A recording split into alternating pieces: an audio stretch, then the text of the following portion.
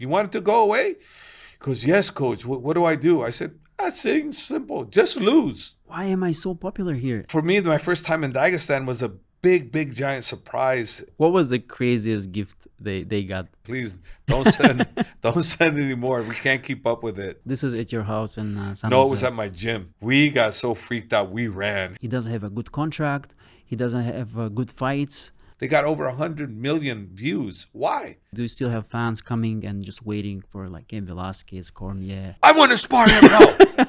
Okay? Kazakhstan is beautiful. Do you have a specific, maybe like a routine that you do before fights? Everybody wants to fight you. So this is perfect. This is perfect for you guys. As Khabib said, really exciting black papaja against white papaja. Have any stories?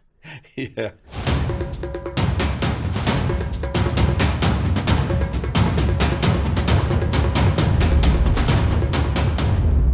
Welcome, coach, to the first episode of our podcast, Gameplan Podcast. Today we have our coach who needs no introduction. He's a coach, legendary coach, Javier Mendez. Yeah, we welcome you on our podcast and welcome you back from Kazakhstan. Here comes Kazakhstan. Yes, I'm honored to be your first, I hope, guest on the show. And let's get going. I'm anxious. Let's see what we got. Thank what you do we so got much. going on here? Yes, unlike most of the interviews that you've done before, where you talk about coaching, you being a coach, you being a great coach of so many legendary UFC champions and fighters and fights, we want to talk about fans. Because we at Gameplan, we think that fans are one of the main reasons why fighters are doing it, and one of the main reasons why this sport is so popular, because fans love it. And most of the fighters are doing what they're doing for the fans. And yeah, what do you think about it? Well, I think, number one, if you're a fighter and you don't understand how important a fan is, then you're not a real fighter. A real fighter understands that without fans, you don't have fame, you don't have money, you don't have all those things you want. It's like being a singer. If you're a singer and you're only singing for one person, how good of a singer are you? Versus if you're a singer, you're singing for millions. How good of a singer are you then, right? The aspirations is to sing for millions of people. Well, a fighter is the same thing. So fans are the key for success. So as a fighter, you want as many fans as possible. Let me go back in the moment where we met actually first time in Dagestan. I remember back then we were walking in the city of Makhachev, just on the main streets, where you were met by so many different fans, kids, elders, so many people. And for us to walk a distance of like 1 kilometer would take 1 hour, 1.5 hours.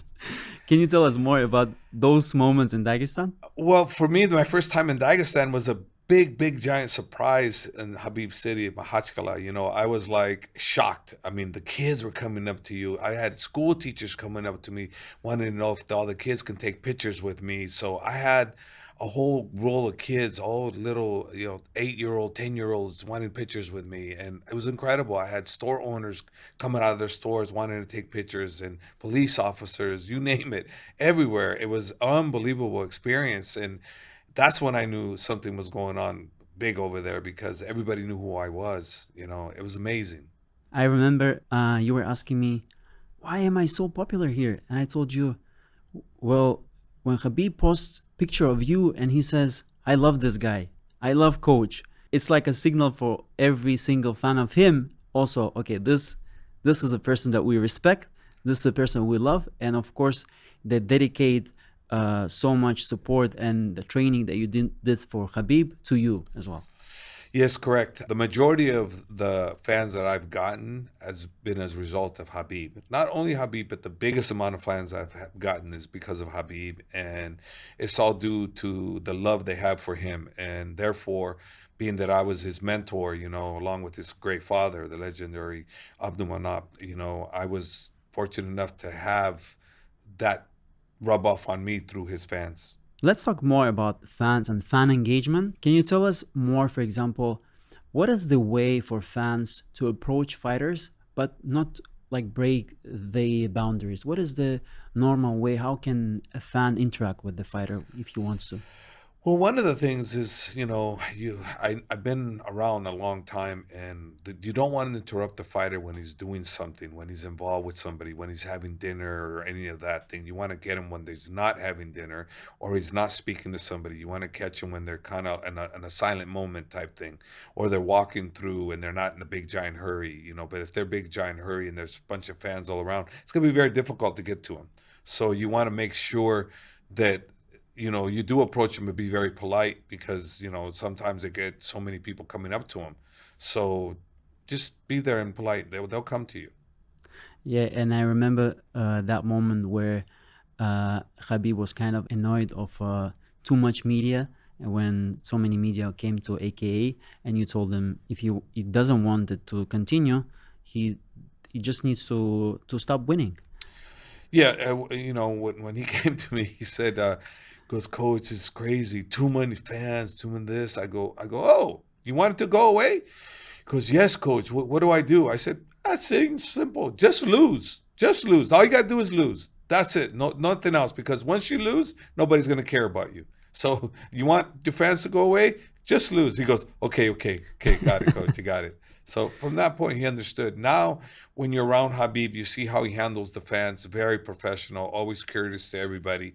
But there are times when he is in his silent moment with his brothers and his family, brothers in there. So it's kind of hard to come in and interrupt him for a picture when he's doing it all day. Wait for him to finish. Then he'll take a picture with anybody. He's never refused the picture. He's only said, "Brother, please, can I have a little bit of time?" And they do. They're very respectful and they give Khabib his time. Do you think that like fans around the world are different from each other? For example, fans in like UAE or fans in USA, like how different are the fans around the world? Well, I think they are different around the world. They're more polite in the Middle East, in the Muslim community. They're a lot more polite, by far more polite. The other ones are kind of interrupt you and this and that, but they're still fans, so you have to be okay with that because you understand the cultures, So when you're around the Muslim cultures, it's more politeness, but when you're around the others, it's not as polite, but it's still nice. They're still nice. They're not mean when they come up to you. They say real nice things if they can have a photograph, etc., etc. But they're just excited to see a celebrity and they want to take a picture. So nothing wrong with that. Like you said, you've been in the game for so many years, for so long. Can you think of like a crazy moment where a fan was kind of like a little bit more aggressive or rude or like breaking some of the boundaries? You have any stories? Yeah. I had one story when Cain Velasquez was going to fight Brock Lesnar in Los Angeles. And it was crazy, really, really crazy. And we were walking to our car and then we looked to our left and we see like maybe hundreds of fans running at us. We got so freaked out, we ran. We were running like crazy. We're going, "Oh no, we're gonna get it. We're gonna get mobbed." So we ran. We ran away from the fans. That was the craziest thing I've ever had to deal with. It was crazy, unbelievable. The fans that Cain Velasquez had at that particular time when he fought Brock Lesnar were unbelievable. Was it because Brock Lesnar was like a superstar in WWE? It was because Brock Lesnar was a WWE superstar, but it was also because Cain Velasquez was a huge up-and-coming Latino, Mexican-American superstar. Do you have any like funny stories with fans? There's another funny story with Cain Velasquez again, and we were there where fans were coming, and Luke Rockhold thought he was going to be able to stop the fans from coming, and he was like, "Oh, like this." This is before Luke became Luke, when he was a star himself. And Luke was like trying to stop people like this, and they just bullied him, and they went right through him, and they went to Cain and everything. We were laughing like, "Oh yeah, Luke, you're some great security guy." Like he couldn't stop him. It's crazy. I remember when Khabib was coming up as well, and when Reebok came around, UFC. Yeah. So I don't know why they decided to make one of the events in the Reebok store, inside Reebok store. So what happened is it ended up being just robbed. The whole store was like, there were so many people they couldn't control. When the fans left, it was just nothing on the shelves, like nothing on the shelves. Totally yeah. So they stopped doing it in the stores. Yeah, it's crazy. Another one too that they did is Cain Velasquez did he did a fan meet and greet in Mexico, and they didn't anticipate there was going to be that big. It got crazy. There was literally 5,000 plus fans there for him. The place got shut down. It was crazy. It was crazy. Fans. I mean, they're fans.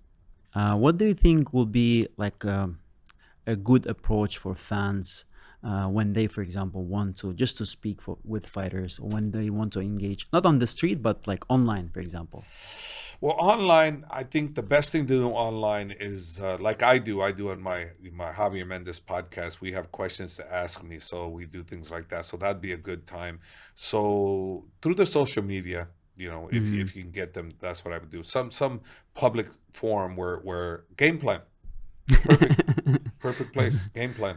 Yeah, the game plan. We're trying to make fans and athletes closer through giveaways, through questions, through signed merchandise, sports memorabilia, through some, we call them money can't buy experiences. Like, why do you think fans care about those stuff? For example, like a signature or like a T-shirt or gloves. Well, because they're special. Even me, I'm a fan. I mean, I have signed, memorabilia from Khabib, and I put them in my house because I'm a fan also. So, I might be a coach too, but I'm a fan also. I love the stuff, and I have other memorabilia from other stars that I've gotten signatures from. So, we're all fans. We're all fans. We all want that stuff. It's really cool to have it in your walls, framed nice. So yeah, it's something that we all like. Yeah. Think about all the collectors that collect cars for business. I mean, some of those cars are worth a lot of money, like the Mickey Mantle and all, pristine Mickey Mantle. Can imagine what that one goes for. So imagine what Habib's cars go for. They're pretty expensive, I think, right now at the present time. His one of his top cars, I would bet is fetching quite a bit of money. I don't know how much, but I bet it's getting quite a bit of money right now. Do you have a big collection also of sports memorabilia at your house? I do. I had a whole bunch. I used to collect baseball cards, football cards, basketball cards, but I have stopped over 20 years ago. And comic books. I used to have comic books till somebody ripped them off from me. They stole all my good comic books. So I guess that kind of broke me from that point. I had some really good ones and first editions, and when Superman first got killed, because never died, and one of the DC comic books, Superman died, and everybody took them from me. I had over 20 of those first editions, never even opened, and they stole them, and a whole bunch of others. Nice. This is at your house in San No, it was Jose. at my gym. How is your gym? I left in my gym underneath the ring like a dingbat. I shouldn't have done that. Bad Yeah. move. We know by, of course, social media that you have a lot of fans coming at your gym and waiting for the guys to meet them after training. Does it still happen? Like, do you still have fans coming and just waiting for like Cain Velasquez, Cormier, other guys? Yeah, the fans still come, but not as much. Only when Team Habib is training at my Mm. gym do we have a ton of them. When Team Habib comes, but they're very respectful. They wait outside. They know how to wait outside. They wait for Habib to come in. They get the signatures, and they go everywhere Team Habib goes. Islam, any of those guys, the fans are outside waiting. They're very respectful. As long as they continue to do that, they'll always continue to have the fighters be respectful and give them their pictures and autographs. That's all. I've seen that always, and they should always continue to do that. Fighters should never reject a fan. Never. It's a no-no. I think if they come approach you properly, you should never refuse a fan. I never will refuse a picture. I never have, not one time. But do you have these moments where you're just maybe like not in the mood, you just generally, you're just tired, you don't want to interact, or maybe like you're in rush and fans can get this in a wrong way that you're like being arrogant or being rude? I never done that, but I always think ahead. If I'm gonna get myself put in a situation like that, I won't be there.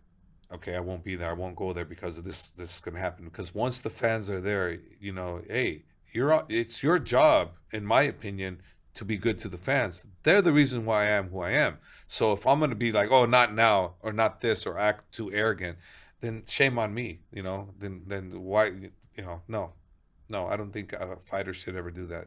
You should always be nice to the fans. They're the reason why we're there.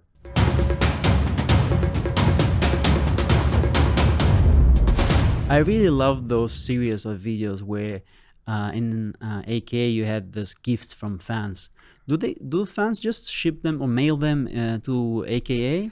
Yes, they were shipping them, but unfortunately we got way too much. So please don't send don't send any more. We can't keep up with it. So a lot of people that have sent them don't get them signed because the fighters aren't there anymore. So we're training in Las Vegas, we're training in other areas, and so there's too much mail. So yeah, the mail was really cool and fun, but it got to the point where there was too much mail. So no mail.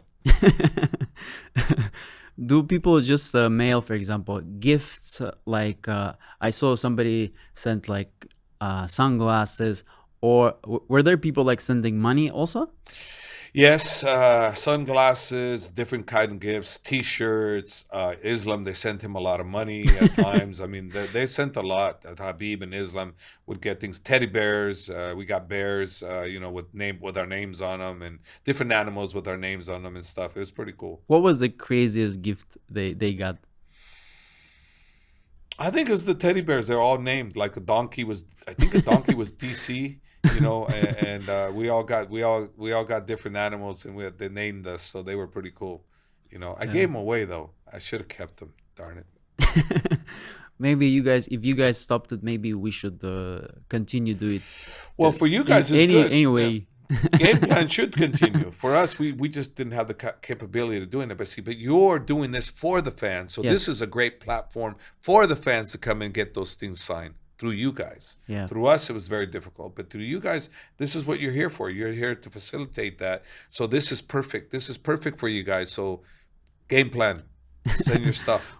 We'll get the address and post it. Maybe fans can interact with fighters that we sign also on our platform. Yeah, yeah, that's perfect. The fighters you sign, like Shot a Bullet, you have him, right? You have Usman, Umar, Yeah. Islam, you have all the greats, Yeah. and maybe Habib, you got a lot, and up and more coming. So Yes. yeah, game plan, send your stuff. Yeah. Like you said, you've been in the game for so many years.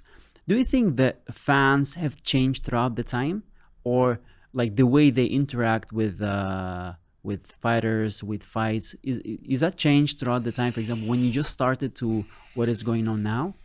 It definitely has changed only because the sophistication and the technology has gotten better to be able to interact with them. So yes, it's changed, and it's always going to be evolving. It's going to change more because the technology, what you guys are creating here, is another change too. So this is a huge change for all the individuals that want to be closer to fighters and share their thoughts.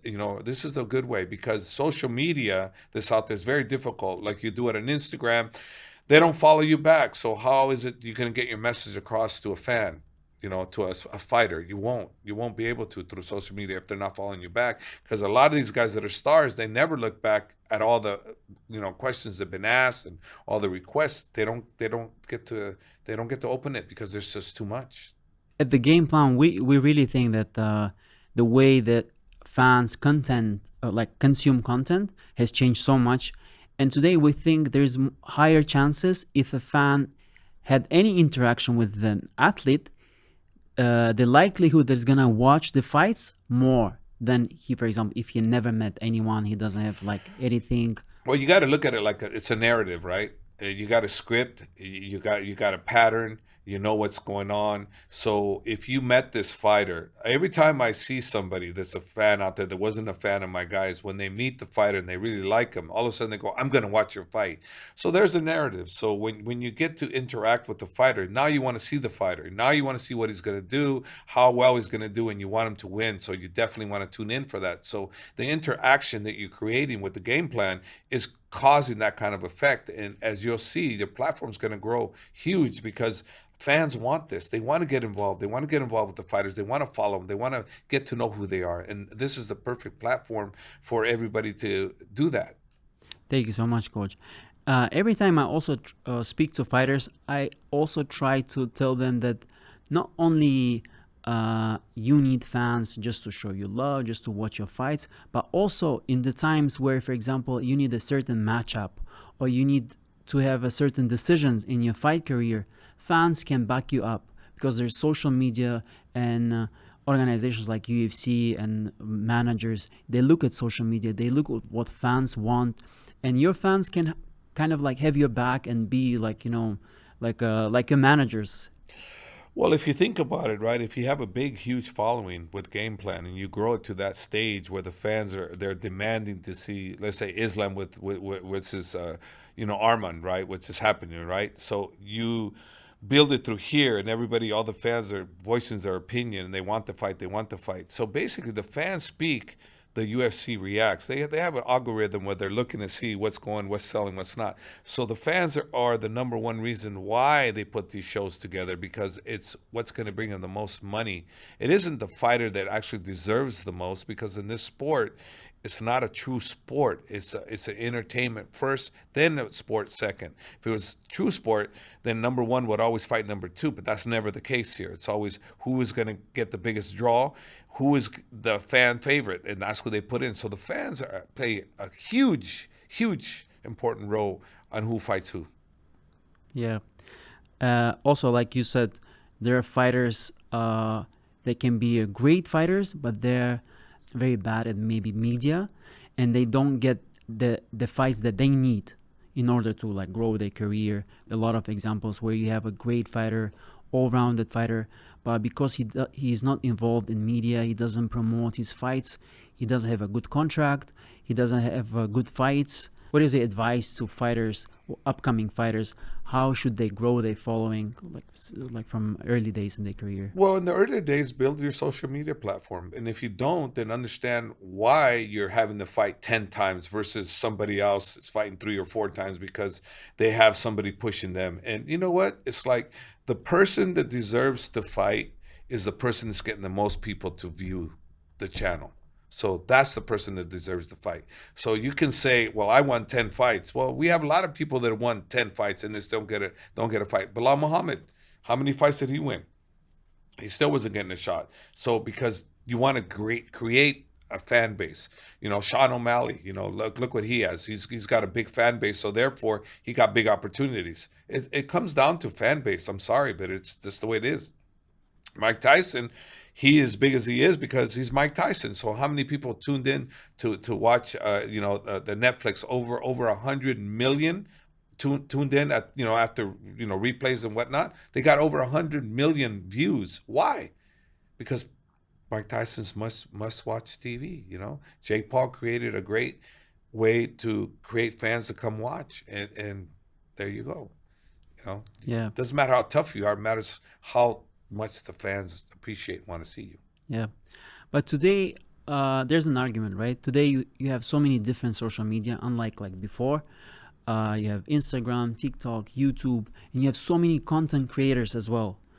Do you think today is more difficult to get this fan base than before for fighters? Do you think it was easier in the early days in UFC to get fan base, huge like following? No, I think it's much easier now because you have platforms like Gameplan, you have TikTok, you have Instagram, you have Facebook, have X. Now it's much easier. Now it's go out there and be creative. And they also have that other one that I belong to, but I haven't done one post on. And it's where the avatar, it's a cartoon avatar of you. I forgot what that one's called. Chat something. I remember that one. I haven't even used it, but yeah, you got to go out there and do it. What's something that you want fans to know, but you realize that fans maybe don't know about this? For example, the way they react. Maybe there's something in coaching when you corner fighters. There's something you want them to know. I don't really know. That's a tough question to answer because I never think about what I want the fans to know. But one of the things that's a pet peeve of mine is when fights are announced, right? And everybody's announcing it, but the main promotion that's actually throwing the event doesn't announce it. So everybody's on the bandwagon. Oh, the so-and-so is fighting so-and-so and this and that. And it's creating, havoc everywhere because this fight's not happening, So what I say is always, please, when you're looking at a fight, make sure the promotion is advertising this fight before you jump on it because there's a lot of wolf cries out there. A lot of people trying to get first to go out there and show the media that, they got the news first. But it's crazy. When I talk to Khabib about it, it drives him crazy and he doesn't know how to control it either. So, but I'm just saying, let the UFC report it, let Bellator, let PFL, whoever it is, the promotion, let them announce it before you guys go out and announce this fight's going to happen. Are there like moments, situations where when you're in the corner and you have this situation with fans that make you laugh while you're in the corner, maybe like fan reaction? In all my years of coaching, I've never let a fan interfere with what I was doing. So that never, ever, never, not one time can I think of it, because I'm so focused on my guys and what they need to do. So I never paid attention to the fan. I can't. Yeah, that's good to know. You have to focus on your game plan, right? Yes. So, Game plan. Mhm. but have you ever had a fan ask or say something so funny or unexpected that you couldn't forget it? No, I've never had a fan say something so funny. I couldn't forget. I can't even remember it. So Yeah. if I can't remember it, it couldn't have been that funny for me. But I guess I'm really focused on the fights. Yeah. Do you have a specific, maybe like a routine that you do before fights? Well, before, many years ago, I used to be so nervous that I would always go in my head, we're going to win. And I'd visualize my guy losing and I'd go, oh, no, no, no, no, we can't do that. So we got to win, we got to win. So I visualize again us winning all the time. And every single time when I would have that thought of my fighter being on the ground, things didn't go well for me. I would say more than not. So it's always best to be mentally positive, thinking that we're going to win at all costs. And the number one thing I've done now that I never did before is relax. Now I'm so relaxed, it's almost like nothing is going to affect me, no matter the outcome. Even though sometimes it doesn't go our way, and it hurts, but I've been so used to it. It's a sport. It's not real life. So we gotta move through, do what we have to do, and move on forward to the next one. Coach, you just came back from Kazakhstan. You've never been in Kazakhstan before. You've been to Uzbekistan, Dagestan. What do you think about Kazakhstan? Kazakhstan is beautiful. It's cold, really cold, but it is so beautiful. The people there are so warm, so open-hearted, so beautiful people. It's funny. The more power they have, the nicer they are over there. It's crazy. It's like you have these guys that are so wealthy, but the more wealth they had, the more hospitable they were. It was incredible. I was so in awe of everybody, and the fans over there, women, children, everybody was coming for photos all the time. Almost the whole arena when I was at the AIGA tournament, grappling tournament, with Tolgan. He was the main promoter, and it was an amazing product. The people there are great. The city's beautiful. Kazakhstan's beautiful. For anybody that hasn't been there, that's a beautiful country, beautiful people, beautiful country, beautiful food. The hospitality is unbelievable. It's just like Dagestan. Thank you so much. I'm gonna put you on fire. Where the food was better, Kazakhstan or Uzbekistan? Kazakhstan or Uzbekistan? I'll have to say Uzbekistan or Dagestan. No, Kazakhstan or Uzbekistan? I'll have to say even. They're pretty similar. Pretty similar. Uzbekistan was awesome. Yeah. Yeah, awesome. But I could tell you what city looked nicer. Hmm? Kazakhstan. Astana. Yeah. Astana. You went to Astana, right? Yeah, Astana. I think that's kind of hard to beat. I think only place that has that place beat that I've been to is Dubai. Yeah. But this place is amazing. Amazing. You've been living in Dubai for quite a while now. Um, I guess you like to be here. You like people. And how much time do you spend nowadays in Dubai? Well, this year I spent about 8-9 months here. I spent home maybe 5 weeks total at home. So I go home actually on Wednesday. I'm gonna go home for 3 days. Then I go to Las Vegas for 4 weeks to join Islam and Umar and Usman and Tahir and Khabib. And then we go to Los Angeles for the fight with Islam against Arman Tsarukyan, which is going to be a great, incredible fight. And then Umar fighting against Merab, which that fight is becoming the more interesting one because of the words being spoken. And for me, there is no fighter that's afraid of another fighter. But I gotta say, Young Eagle, his interviews are incredible. I'm so proud of him. He's doing fantastic. Merab's getting a little riled up, but it's just because, you know, it is what it is. The bottom line is both of those guys are doing something great. They're creating some interest in that fight. And, Islam and Arman are very gentlemen about their fight, which is fantastic too. So you have two contrasts here. You got the gentlemen, which is the main event, and you got the guys that are steering up the pot a little bit. It was Merab and Umar. But Umar is just being himself. He's just telling the truth. He's just telling it like it is. I really, really enjoy the camaraderie, what they do with each other. They're not attacking family, they're not attacking religion, they're not attacking country. They're going at each other. They're talking to each other, and I like that. That's the way it should be. Yeah, I think, yes, everybody's saying that Umar is stealing the show. Yes.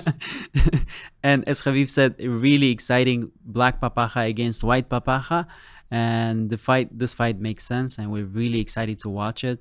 And looking at Umar now at press conferences really reminds me of Khabib also. Khabib moments during those press conferences. There are a lot of similarities between them.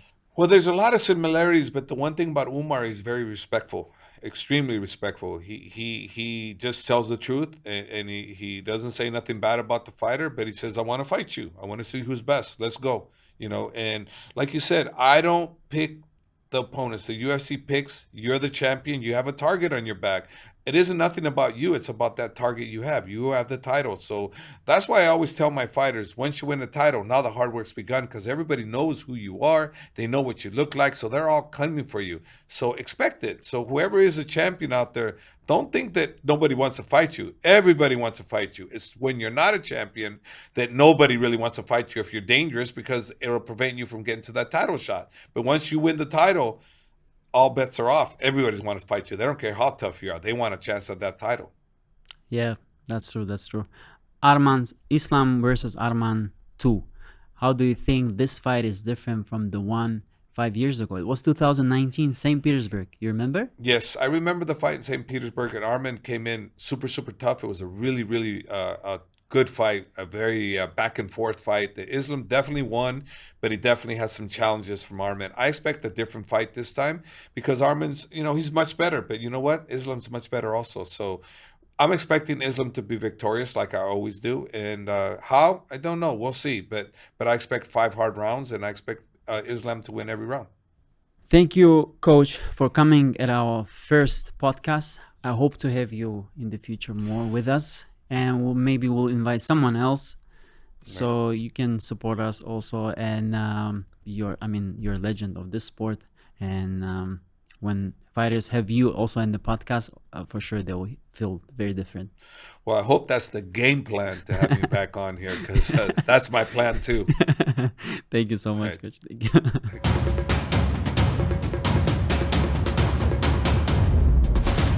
I really like the story where you had Manap not wanting to spar with someone. yeah. And then you said, okay. Oh, you don't want to fight? Okay, yeah. Just relax. No, we'll go spar him. Don't worry about it. It's okay. Okay. Oh, can I spar? I said, no. Just go over there. Don't worry about it. That's okay. Comes back, Coach, I want to spar him now. Okay? I said, okay, you want to spar him? He goes, yeah, okay. Because Mo broke his nose. Yeah? Yeah. Messed up his nose, so he didn't want to spar with Mo, because he's reckless, he's this, he's that, he's this, he's that. Yeah. It's crazy.